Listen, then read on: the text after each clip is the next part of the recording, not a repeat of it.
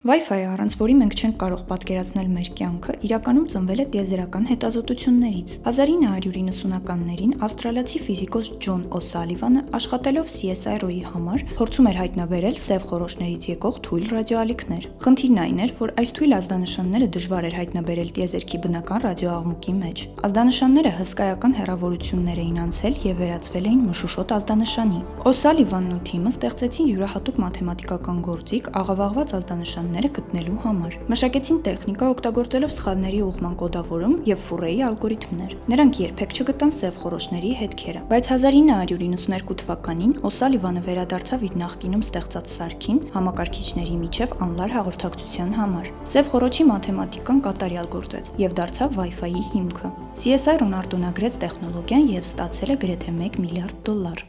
Բաժանորդագրվեք STEM News-ի սոցիալական հարթակներին հետագա նորություններին տեղեկանալու համար։